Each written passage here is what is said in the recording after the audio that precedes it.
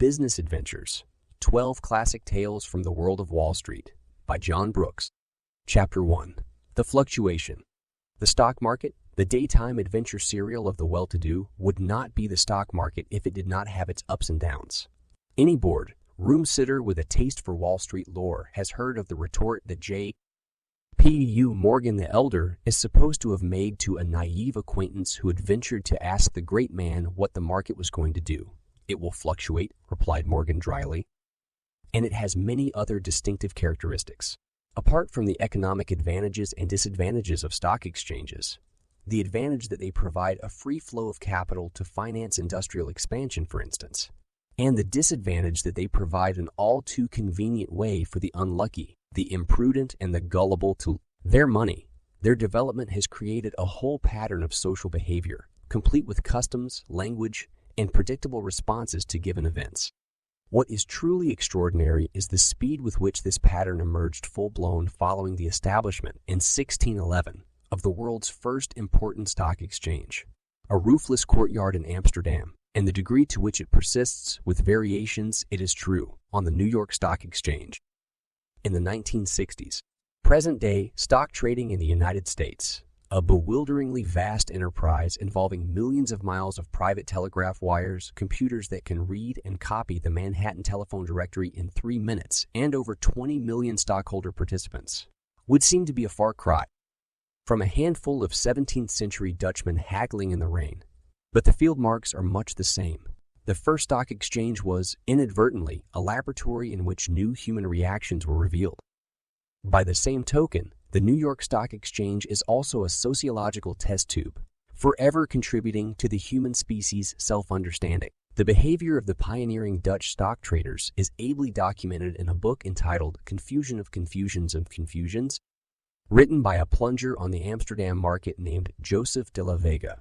Originally published in 1688, it was reprinted in English translation a few years ago by the Harvard Business School. As for the behavior of present-day American investors and brokers, whose traits, like those of all stock traders, are exaggerated in times of crisis, it may be clearly revealed through a consideration of their activities during the last week of May, 1962, a time when the stock market fluctuated in a startling way.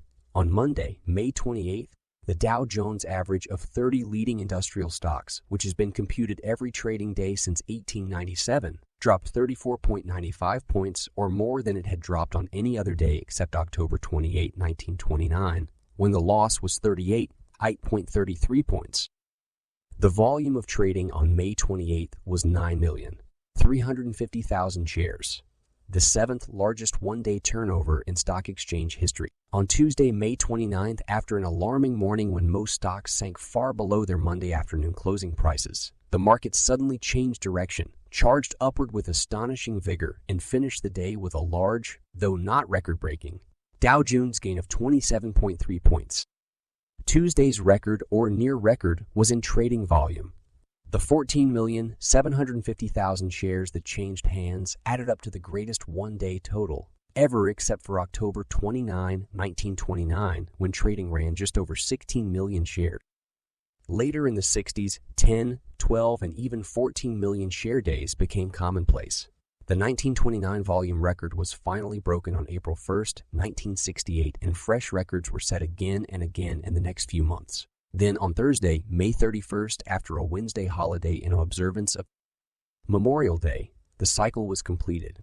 On a volume of 10,710,000 shares, the fifth greatest in history, the Dow Jones average gained 9.40 points, leaving it slightly above the level where it had been before all the excitement began. The crisis ran its course in 3 days, but, needless to say, the postmortems took longer. One of de la Vega's observations about the Amsterdam traders was that they were very clever in inventing reasons for a sudden rise or fall in stock prices, and the Wall Street pundits certainly needed all the cleverness they could muster to explain why, in the middle of an excellent business year, the market had suddenly taken its second worst nosedive ever up to that moment. Beyond these explanations, among which President Kennedy's April crackdown on the steel industry's planned price increase ranked high, it was inevitable that the postmortem should often compare May 1962 with October 1929. The figures for price movement and trading volume alone would have forced the parallel, even if the worst panic days of the 2 months, the 28th and the 29th, had not mysteriously and to some people ominously coincided. But it was generally conceded that the contrasts were more persuasive than the similarities. Between 1929 and 1962, regulation of trading practices and limitations on the amount of credit extended to customers for the purchase of stock had made it difficult, if not actually impossible, for a man to lose all his money on the exchange. In short, De la Vega's epithet for the Amsterdam Stock Exchange in the 1680s, he called it this gambling hell, although he obviously loved it, had become considerably less applicable to the New York Exchange in the 33 years between the two crashes. The 1962 crash did not come without warning, even though few observers read the warnings correctly. Shortly after the beginning of the year, stocks had begun falling at a pretty consistent rate, and the pace had accelerated to the point where the previous business week, that of May 21st through May 25th, had been the worst on the stock exchange since June 1950. On the morning of Monday, May 28th, then, brokers and dealers had reason to be in a thoughtful mood. Had the bottom been reached, or was it still ahead? Opinion appears in retrospect to have been divided. The Dow Jones News Service, which sends its subscribers spot financial news by teleprinter, reflected a certain apprehensiveness between the time it started its transmissions, at 9 o'clock, and the opening of the stock exchange at 10. During this hour, the broad tape, as the Dow Jones Service, which is printed on vertically running paper 6 1/4 inches wide, is often called to distinguish it from the stock exchange price tape, which is printed horizontally and is only 3/4 of an inch high, commented that many securities dealers had been busy over the weekend sending out demands for additional collateral to credit customers whose stock assets were shrinking in value. Remarked that the type of precipitate liquidation seen during the previous week has been a stranger to Wall Street for years, and went on to give several items of encouraging business news, such as the fact that Westinghouse had just received a new Navy contract. In the stock market, however, as De la Vega points out, the news sees such as often of little value. In the short run, the mood of the investors is what counts. This mood became manifest within a matter of minutes after the stock exchange opened. At 10:11, the broad tape reported that stocks at the opening were mixed and only moderately active. This was reassuring information because mixed meant that some were up and some were down, and also because a falling market is universally regarded as far less threatening when the amount of activity in it is moderate rather than great. But the comfort was short-lived, for by 10:30 the stock exchange tape, which records the price and the share volume of every transaction made on the floor, not only was consistently recording lower prices, but running at its maximum speed of 500 characters per minute, was 6 minutes late. The lateness of the tape meant that the machine was simply unable to keep abreast of what was going on. So fast were trades being made. Normally, when a transaction is completed on the floor of the exchange at 11 Wall Street, an exchange employee writes the details on a slip of paper and sends it by pneumatic tube to a room on the 5th floor of the building, where one of a staff of girls types it into the ticker machine for transmission. A lapse of 2 or 3 minutes between a floor transaction and its appearance on the tape is normal, therefore, and is not considered by the stock exchange to be lateness. That word, in the language of the exchange, is used only to describe any additional lapse between the time a sales slip arrives on the 5th floor and the time the hard-press ticker is able to accommodate it. The terms used on the exchange are not carefully chosen, complained De la Vega. Tape delays of a few minutes occur fairly often on busy trading days, but since 1930, when the type of ticker in use in 1962 was installed, big delays had been extremely rare. On October 24, 1929, when the tape fell 246 minutes behind, it was being printed at the rate of 285 characters a minute. Before May 1962, the greatest delay that had ever occurred on the new machine was 34 minutes. Unmistakably, prices were going down and activity was going up, but the situation was still not desperate. All that had been established by 11 o'clock was that the previous week's decline was continuing at a moderately accelerated rate. But as the pace of trading increased, so did the tape delay. At 10:55, it was 13 minutes late. At 11:14, 20 minutes. At 11:35, 28 minutes. At 11:35, 28 minutes. And at 12:14, 43 minutes. to inject at least a seasoning of up-to-date information into the tape when it is 5 minutes or more in arrears. The exchange periodically interrupted its normal progress to insert flashes or current prices of a few leading stocks. The time required to do this, of course, added to the lateness. The noon computation of the Dow Jones Industrial Average showed a loss for the day so far of 9.86 points. Signs of public hysteria began to appear during the lunch hour. One sign was the fact that between 12 and 2, when the market is traditionally in the doldrums, not only did prices continue to decline, but volume continued to rise, with a corresponding effect on the tape. Just before 2 o'clock, the tape delay stood at 52 minutes.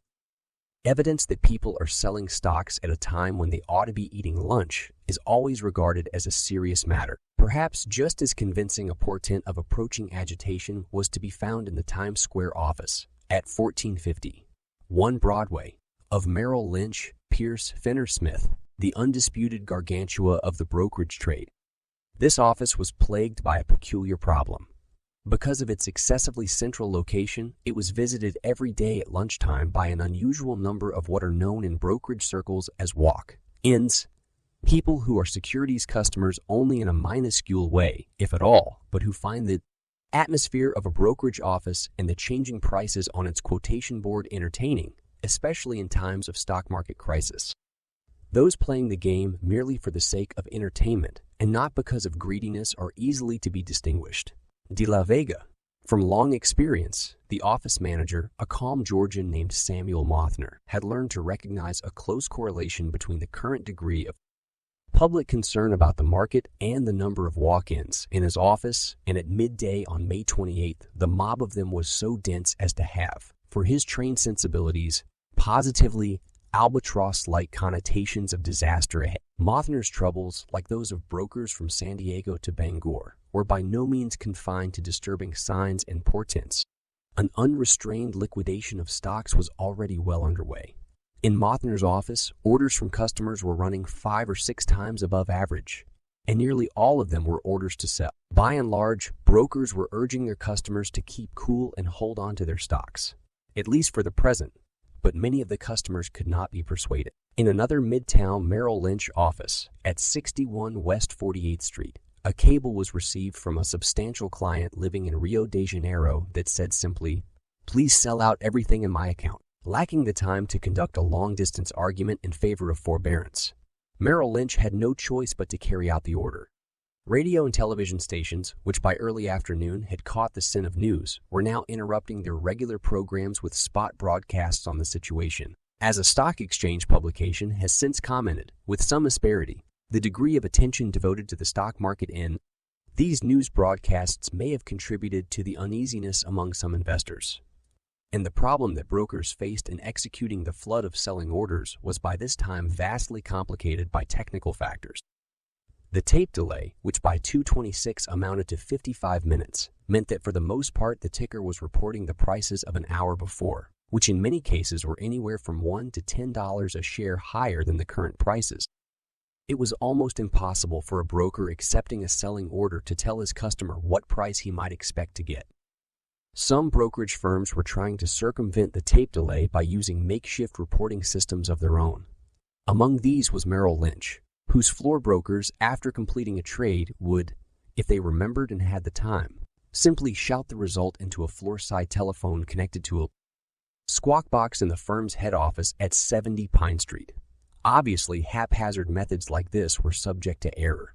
On the stock exchange floor itself, there was no question of any sort of rally. It was simply a case of all stocks declining rapidly and steadily on enormous volume. As De la Vega might have described the scene, as in fact he did rather flamboyantly describe a similar scene. The bears, that is, the sellers, are completely ruled by fear, trepidation, and nervousness. Rabbits become elephants. Brawls in a tavern become rebellions. Faint shadows appear to them as signs of chaos. Not the least worrisome aspect of the situation was the fact that the leading blue-chip stocks, representing shares in the country's largest companies, were right in the middle of the decline. Indeed, American Telephone Telegraph, the largest company of them all, and the one with the largest number of stockholders, was leading the entire market downward. on a share volume greater than that of any of the more than 1,500 other stocks traded on the exchange. Them at a tiny fraction of Telephone's price. Telephone had been battered by wave after wave of urgent selling all day, until at 2 o'clock it stood at 104.34, down 678 for the day, and was still in full retreat. Always something of a bellwether, Telephone was now being watched more closely than ever, and each loss of a fraction of a point in its price was the signal for further declines all across the board. Before 3 o'clock, IABM was down 17.5 points. Standard Oil of New Jersey, often exceptionally resistant to general declines, was off 314, and Telephone itself had tumbled again to 101.8, nor did the bottom appear to be in sight. Yet the atmosphere on the floor, as it has since been described by men who were there, was not hysterical, or at least any hysteria was well controlled. While many brokers were straining to the utmost the exchange's rule against running on the floor, and some faces wore expressions that had been characterized by a conservative exchange official as studious, there was the usual amount of joshing, horseplay, and exchanging of milled insults. Jokes form a main attraction to the business de la Vega. But things were not entirely the same. What I particularly remember is feeling physically exhausted, one floor broker has said. On a crisis day, you're likely to walk 10 or 11 miles on the floor. That's been measured with pedometers. But it isn't just the distance that wears you down. It's the physical contact. You have to push and get pushed. People climb all over you. Then there were the sounds, the tense hum of voices that you always get in times of decline. As the rate of decline increases, so does the pitch of the hum. In a rising market, there's an entirely different sound. After you get used to the difference, you can tell just about what the market is doing with your eyes shut. Of course, the usual heavy joking went on, and maybe the jokes got a little more forced than usual. Everybody has commented on the fact that when the closing bell rang at 3:30, a cheer went up from the floor.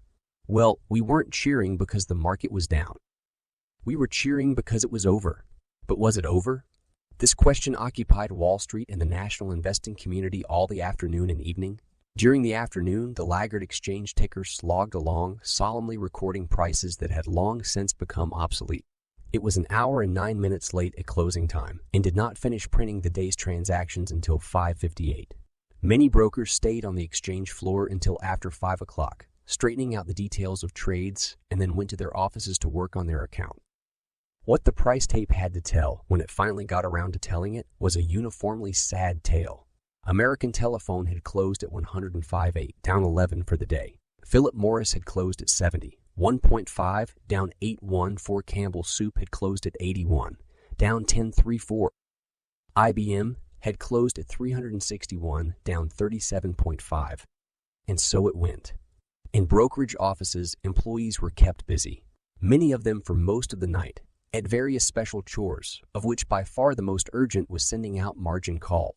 A margin call is a demand for additional collateral from a customer who has borrowed money from his broker to buy stocks and whose stocks are now worth barely enough to cover the loan. If a customer is unwilling or unable to meet a margin call with more collateral, his broker will sell the margin stock as soon as possible. Such sales may depress other stocks further, leading to more margin calls, leading to more stock sales, and so on down into the pit. This pit had proved bottomless in 1929. When there were no federal restrictions on stock market credit. Since then, a floor had been put in it, but the fact remains that credit requirements in May of 1962 were such that a customer could expect a call when stocks he had bought on margin had dropped to between 50 and 60% of their value at the time he bought them. And at the close of trading on May 28th, nearly one stock in four had dropped as far as that from its 1961 high. The exchange has since estimated that 91,700 margin calls were sent out, mainly by telegram between May 25th and May 31st. It seems a safe assumption that the lion's share of these went out in the afternoon, in the evening, or during the night of May 28th, and not just the early part of the night either. More than one customer first learned of the crisis, or first became aware of its almost spooky intensity, on being awakened by the arrival of a margin call in the pre-dawn hours of Tuesday. If the danger to the market from the consequences of margin selling was much less in 1962 than it had been in 1929, the danger from another quarter, selling by mutual funds, was immeasurably greater. Indeed, many Wall Street professionals now say that at the height of the May excitement, the mere thought of the mutual fund situation was enough to make them shudder. As is well known to the millions of Americans who have bought shares in mutual funds over the past 2 decades or so, they provide a way for small investors to pool their resources under expert management. The small investor buys shares in a fund, and the fund uses the money to buy stocks and stands ready to redeem the investor's shares at their current asset value whenever he chooses. In a serious stock market decline, the reasoning went, small investors would want to get their money out of the stock market and would therefore ask for redemption of their shares. In order to raise the cash necessary to meet the redemption demands, the mutual funds would have to sell some of their stocks. These sales would lead to a further stock market decline, causing more holders of fund shares to demand redemption, and so on down into a more up-to-date version of the bottomless pit.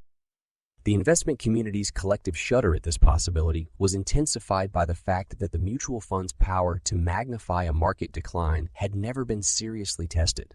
Practically non-existent in 1929, the funds had built up the staggering total of $23 billion in assets by the spring of 1962, and never, in the interim, had the market declined with anything like its present force. Clearly, if $23 billion in assets, or any substantial fraction of that figure, were to be tossed onto the market now, it could generate a crash that would make 1929 seem like a stumble. A thoughtful broker named Charles J. Rollo, who was a book reviewer for The Atlantic until he joined Wall Street's literary coterie in 1960, has recalled that the threat of a fund-induced downward spiral, combined with general ignorance as to whether or not one was already in progress, was so terrifying that you didn't even mention the subject. As a man whose literary sensibilities had up to then survived the well-known crassness of economic life, Rollo was perhaps a good witness on other aspects of the downtown mood at dusk on May 28. There was an air of unreality, he said later. No one, as far as I knew, had the slightest idea where the bottom would be. The closing Dow Jones average that day was down almost 35 points to about 577. It's now considered elegant in Wall Street to deny it, but many leading people were talking about a bottom of 400, which would, of course, have been a disaster. One heard the words 400 uttered again and again, although if you ask people now, they tend to tell you they said 500. And along with the apprehensions, there was a profound feeling of depression of a very personal sort among brokers. We knew that our customers, by no means all of them rich, had suffered large losses as a result of our actions. Say what you will, it's extremely disagreeable to lose other people's money. Remember that this happened at the end of about 12 years of generally rising stock prices. After more than a decade of more or less constant profits to yourself and your customers, you get to think you're pretty good. You're on top of it. You can make money, and that's that. This break exposed a weakness. It subjected one to a certain loss of self-confidence, from which one was not likely to recover quickly. The whole thing was enough, apparently, to make a broker wish that he were in a position to adhere to De La Vega's cardinal rule. Never give anyone the advice to buy or sell shares, because where perspicacity is weakened, the most benevolent piece of advice can turn out badly. It was on Tuesday morning that the dimensions of Monday's debacle became evident. It had by now been calculated that the paper loss in value of all stocks listed on the exchange amounted to $20.8 billion. This figure was an all-time record. Even on October 28, 1929, the loss had been a mere $9.6 billion, the key to the apparent inconsistency being the fact that the total value of the stocks listed on the exchange was far smaller in 1929 than in 1962. The new record also represented a significant slice of our national income, specifically almost 4%. In effect, the United States had lost something like 2 weeks' worth of products and pay in one day. And, of course, there were repercussions abroad. In Europe, where reactions to Wall Street are delayed a day by the time difference, Tuesday was the day of crisis. By 9 o'clock that morning in New York, which was toward the end of the trading day in Europe, almost all the leading European exchanges were experiencing wild selling with no apparent cause other than Wall Street's crash. The loss in Milan was the worst in 18 months. That in Brussels was the worst since 1946, when the bourse there reopened after the war. That in London was the worst in at least 27 years. In Zurich, there had been a sickening 30% sell-off earlier in the day. but some of the losses were now being cut as bargain hunters came into the market. And another sort of backlash, less direct but undoubtedly more serious in human terms, was being felt in some of the poorer countries of the world. For example, the price of copper for July delivery dropped on the New York commodity market by 44/100ths of a cent per pound. Insignificant as such a loss may sound, it was a vital matter to a small country heavily dependent on its copper export. In his recent book, The Great Ascent, Robert L. Heilbronner had cited an estimate that for every cent by which copper prices drop on the New York market, the Chilean treasury lost $4 million. By that standard, Chile's potential loss on copper alone was $1,760,000. Yet perhaps worse than the knowledge of what had happened was the fear of what might happen now. The Times began a queasy lead editorial with the statement that something resembling an earthquake hit the stock market yesterday, and then took almost half a column to marshal its forces for the reasonably ringing affirmation, irrespective of the ups and downs of the stock market, we are and will remain the masters of our economic fate. The Dow Jones news ticker, after opening up shop at 9 o'clock with its customary cheery good morning, lapsed almost immediately into disturbing reports of the market news from abroad, and by 9:45, with the exchange's opening still a quarter of an hour away, was asking itself the jittery question, when will the dumping of stocks let up? Not just yet, it concluded. All the signs seemed to indicate that the selling pressure was far from satisfied. Throughout the financial world, ugly rumors were circulating about the imminent failure of various securities firms, increasing the aura of gloom. The expectation of an event creates a much deeper impression than the event itself. De la Vega, the fact that most of these rumors later proved false, was no help at the time. Word of the crisis had spread overnight to every town in the land, and the stock market had become the national preoccupation. In brokerage offices, the switchboards were jammed with incoming calls, and the customers' areas with walk-ins and, in many cases, television crews. As for the stock exchange itself, everyone who worked on the floor had got there early to batten down against the expected storm, and additional hands had been recruited from desk jobs on the upper floors of 11 Wall to help sort out the mountains of orders. The visitors' gallery was so crowded by opening time that the usual guided tours had to be suspended for the day. One group that squeezed its way onto the gallery that morning was the 8th grade class of Corpus Christi Parochial School of West 121st Street. The class's teacher, Sister Aquin, explained to a reporter that the children had prepared for their visit over the previous 2 weeks by making hypothetical stock market investments with an imaginary $10,000 each. They lost all their money, said Sister Aquin. The exchange's opening was followed by the blackest 90 minutes in the memory of many veteran dealers, including some survivors of 1929. In the first few minutes, comparatively few stocks were traded, but this inactivity did not reflect calm deliberation.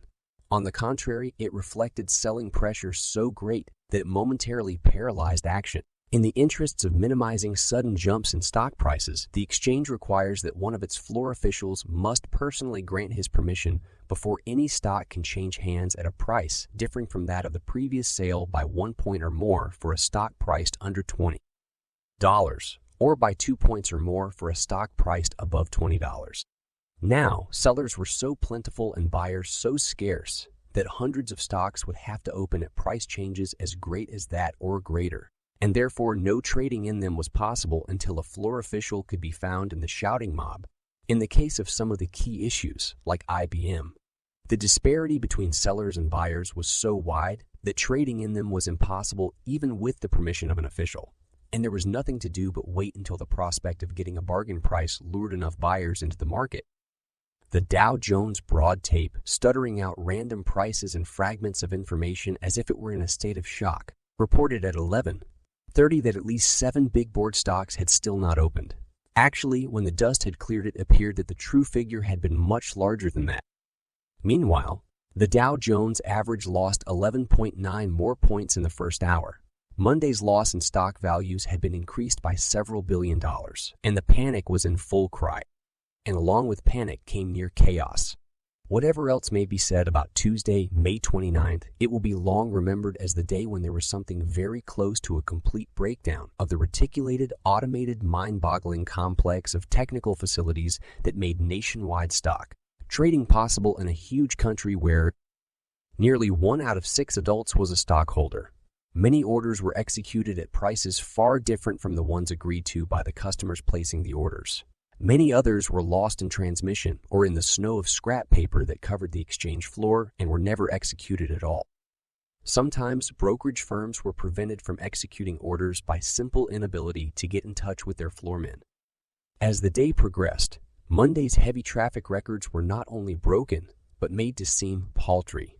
As one index, Tuesday's closing time delay in the exchange tape was 2 hours and 23 minutes, compared to Monday's hour and 9 minutes. By a heaven-sent stroke of prescience, Merrill Lynch, which handled over 13% of all public trading on the exchange, had just installed a new 7074 computer, the device that can copy the telephone directory in 3 minutes, and, with its help, managed to keep its accounts fairly straight.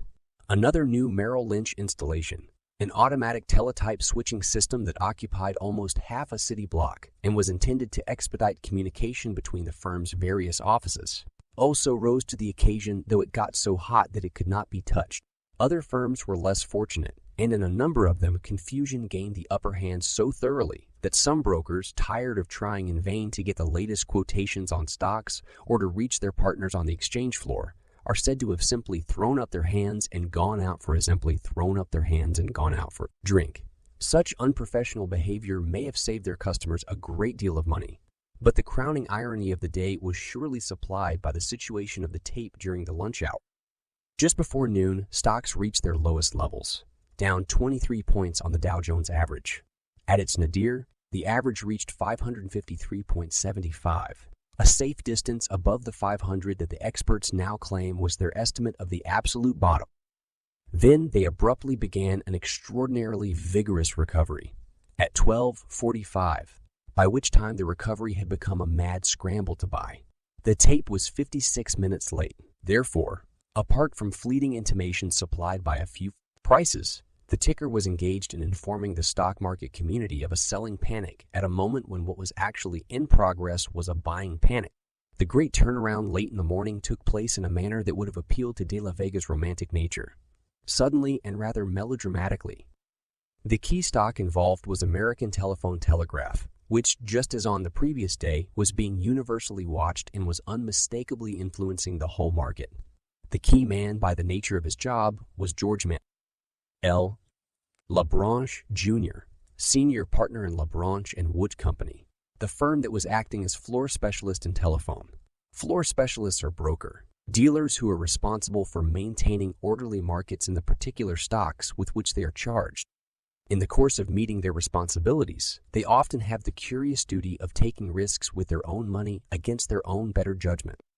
Various authorities, seeking to reduce the element of human fallibility in the market, have lately been trying to figure out a way to replace the specialists with machines, but so far without success. One big stumbling block seems to be the question: if the mechanical specialists should lose their shirts, who would pay their losses? LaBranche, at 64, was a short, sharp-featured, dapper, peppery man who was fond of sporting one of the exchange floor's comparatively few Phi Beta Kappa keys. He had been a specialist since 1924, and his firm had been the specialist in telephone since late in 1929. His characteristic habitat, indeed the spot where he spent some 5.5 hours almost every weekday of his life, was immediately in front of Post 15 in the part of the exchange that is not readily visible from the visitor's gallery and is commonly called the garage. Their feet planted firmly apart to fend off any sudden surges of would-be buyers or sellers. He customarily stood with pencil poised in a thoughtful way over an unprepossessing loose-leaf ledger in which he kept a record of all outstanding orders to buy and sell telephone stock at various price levels. Not surprisingly, the ledger was known as the telephone book. LaBranche had, of course, been at the center of the excitement all day Monday when telephone was leading the market downward. As specialist, he had been rolling with the punch like a fighter, or to adopt his own more picturesque metaphor, bobbing like a cork on ocean combers. Telephone is kind of like the sea, LaBranche said later. Generally, it is calm and kindly. Then all of a sudden, a great wind comes and whips up a giant wave.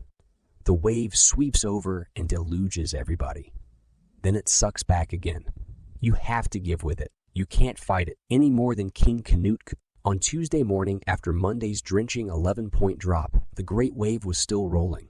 The sheer clerical task of sorting and matching the orders that had come in overnight, not to mention finding a stock exchange official and obtaining his permission, took so long that the first trade in Telephone could not be made until almost an hour after the exchange's opening.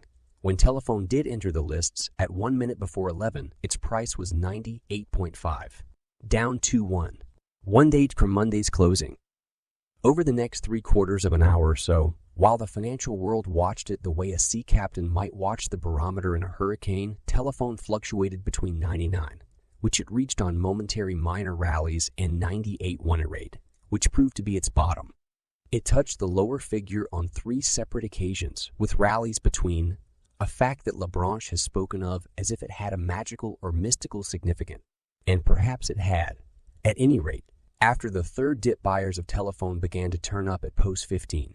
Sparse and timid at first, then more numerous and aggressive. At 11:45, the stock sold at 98.34. A few minutes later, at 99 at 11:50, at 99 at 11:55, it sold at 100.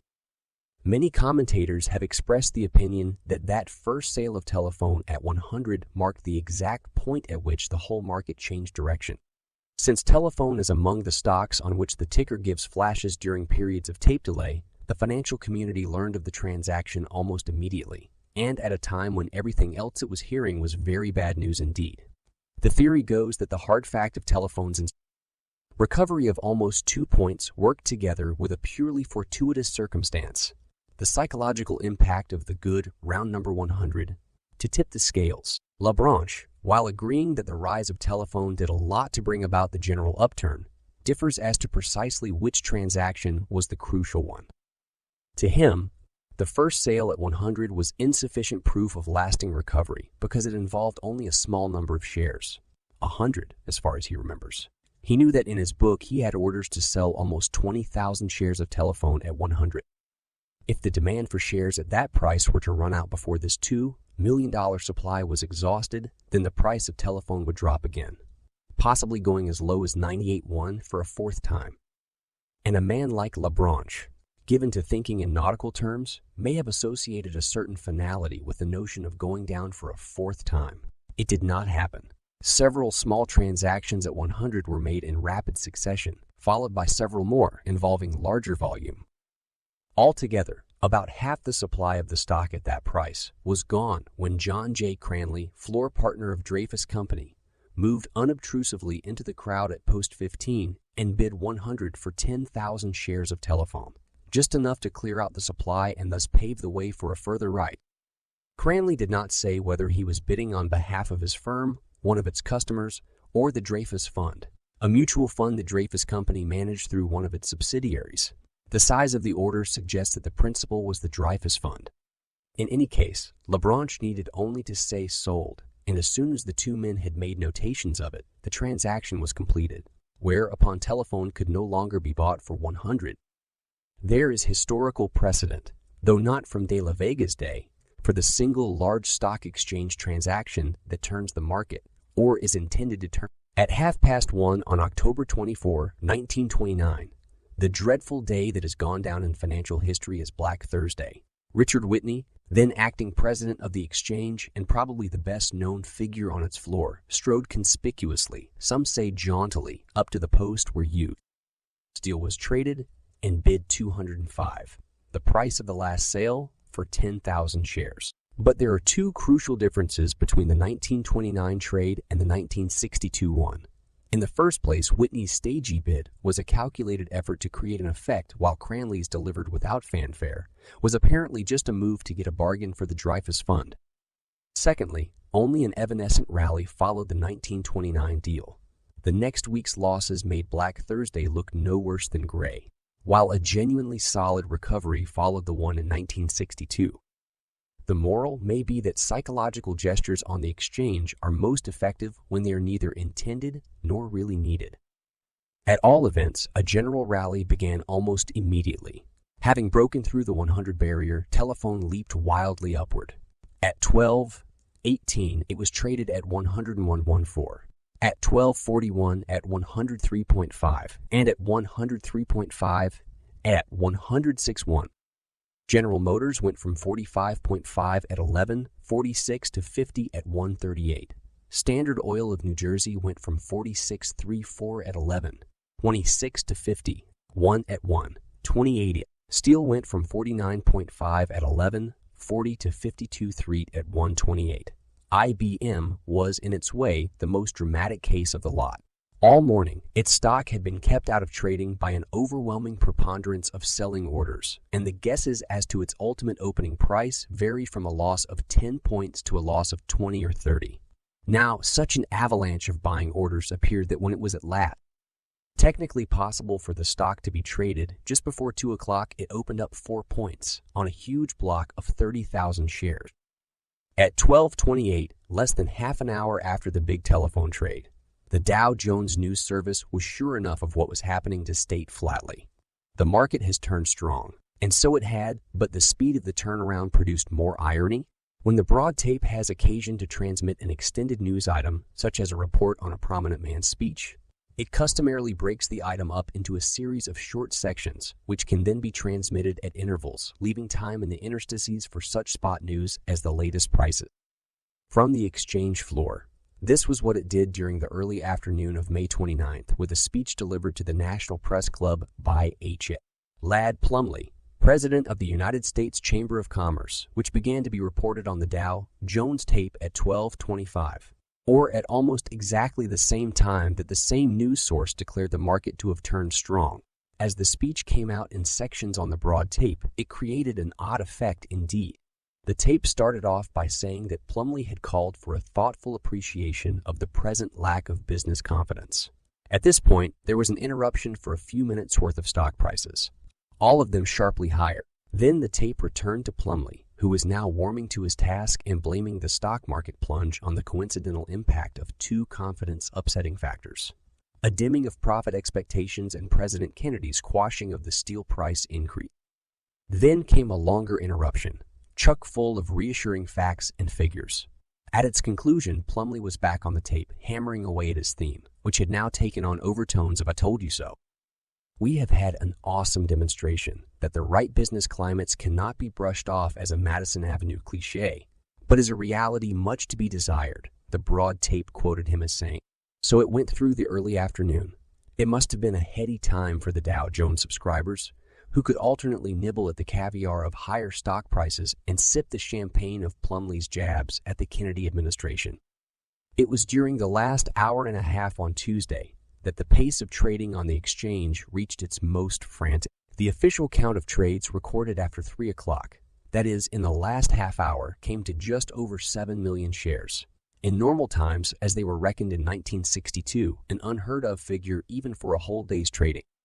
When the closing bell sounded, a cheer again arose from the floor.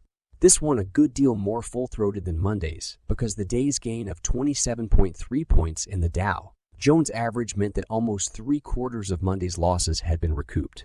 Of the $20.8 billion that had summarily vanished on Monday, $13.5 billion had now reappeared. These heartwarming figures weren't available until hours after the close, but experienced securities men are vouchsafed visceral intuitions of surprising statistical accuracy. Some of them claimed that at Tuesday's closing they could feel in their guts a Dow Jones gain of over 25 points. And there is no reason to dispute their claim. The mood was cheerful then, but the hours were long. Because of the greater trading volume, tickers ticked and lights burned even farther into the night than they had on Monday. The exchange tape did not print the day's last transaction until 4 3/4 hours after it had actually occurred.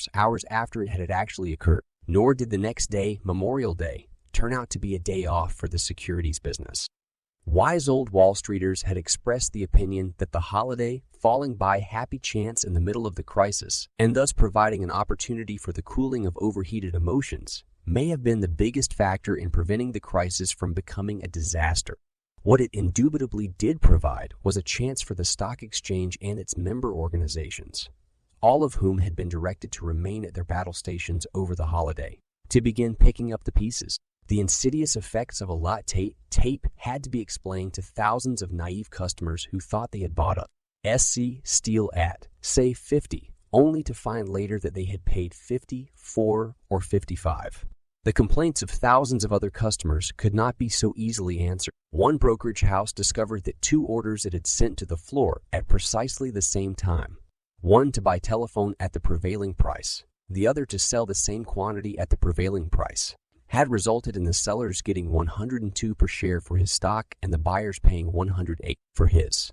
Badly shaken by a situation that seemed to cast doubt on the validity of the law of supply and demand, the brokerage house made inquiries and found that the buying order had got temporarily lost in the crush and had failed to reach post 15 until the price had gone up 6 points. Since the mistake had not been the customer's, the brokerage firm paid him the difference. As for the stock exchange itself, it had a variety of problems to deal with on Wednesday, among them that of keeping happy a team of television men from the Canadian Broadcasting Corporation who, having forgotten all about the United States custom of observing a holiday on May 30th, had flown down from Montreal to take pictures of Wednesday's action on the exchange. At the same time, exchange officials were necessarily pondering the problem of Monday's and Tuesday's scandalously laggard ticker, which everyone agreed had been at the very heart of, if not indeed the cause of, the most nearly catastrophic technical snarl in history. The exchange's defense of itself, later set down in detail, amounts in effect to a complaint that the crisis came 2 years too soon. It would be inaccurate to suggest that all investors were served with normal speed and efficiency by existing facilities. The exchange conceded, with characteristic conservatism, and went on to say that a ticker with almost twice the speed of the present one was expected to be ready for installation in 1964. In fact, the new ticker and various other automation devices, duly installed more or less on time, proved to be so heroically effective that the fantastic trading pace of April 1968 was handled with only negligible tape delays. The fact that the 1962 hurricane hit while the shelter was under construction was characterized by the exchange as perhaps ironic. There was still plenty of cause for concern on Thursday morning. After a period of panic selling, the market has a habit of bouncing back dramatically and then resuming its slide.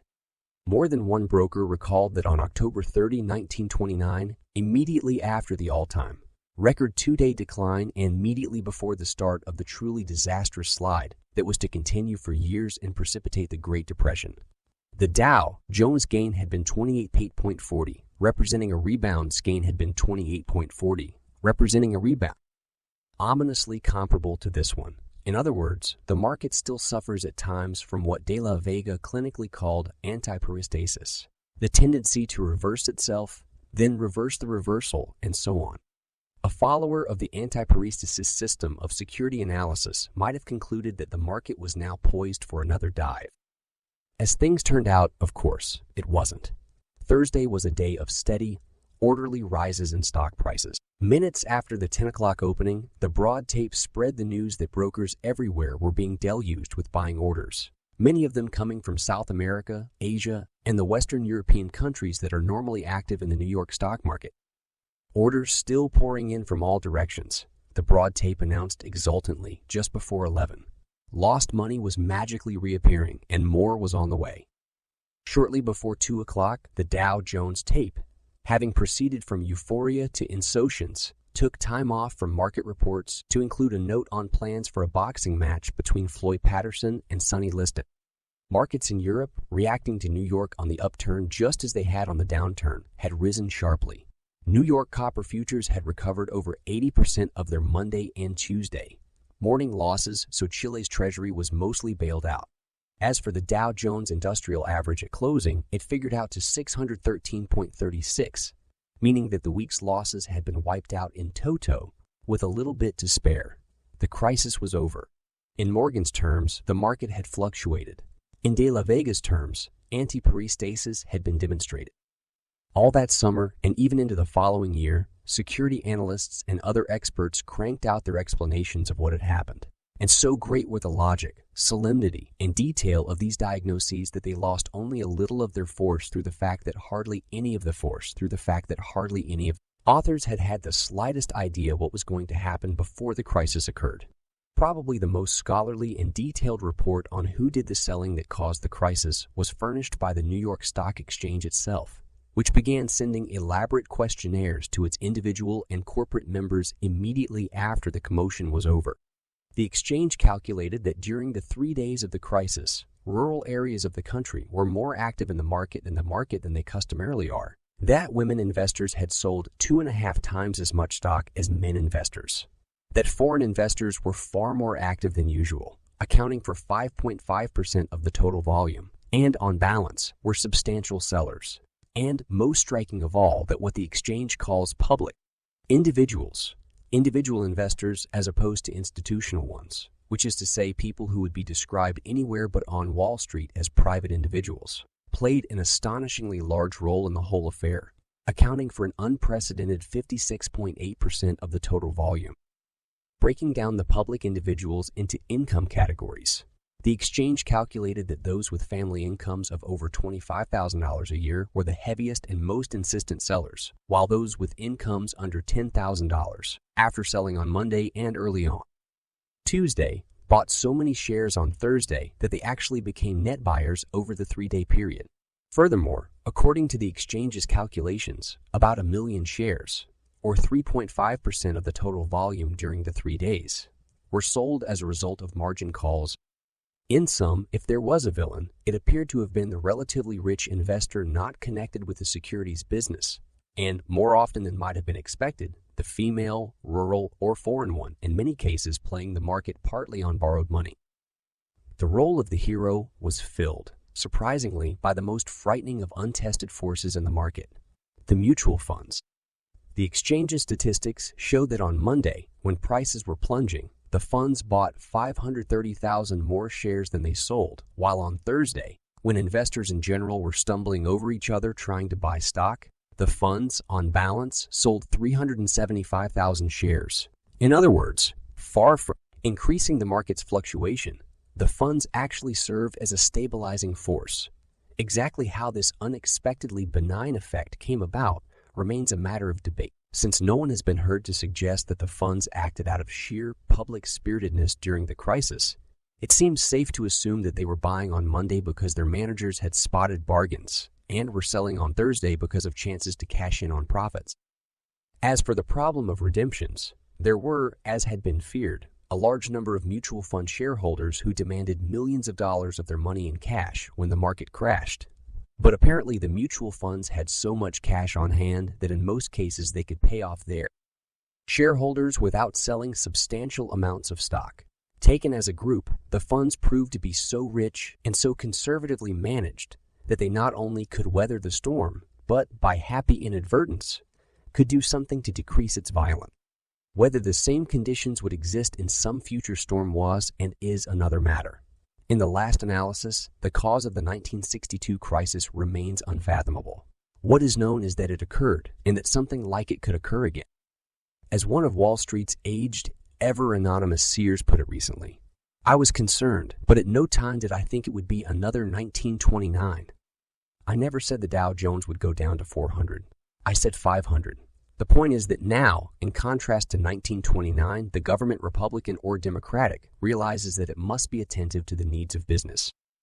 There will never be Apple sellers on Wall Street again. As to whether what happened that can happen again, of course it can. I think that people may be more careful for a year or two, and then we may see another speculative buildup followed by another crash, and so on, until God makes people less greedy. Or, as De La Vega said, it is foolish to think that you can withdraw from the exchange after you have tasted the sweetness of the honey. Chapter 2. The Fate of the Edsel. Rise and flowering in the calendar of American economic life, 1955 was the year of the automobile. That year, American automobile makers sold over 7 million passenger cars, or over 1 million more than they had sold in any previous year. That year, General Motors easily sold the public $325 million worth of new common stock, and the stock market as a whole, led by the Motors, gyrated upwards so frantically that Congress investigated it. And that year, too, the Ford Motor Company decided to produce a new automobile in what was quaintly called the medium price range, roughly from $2,400 to $4,000.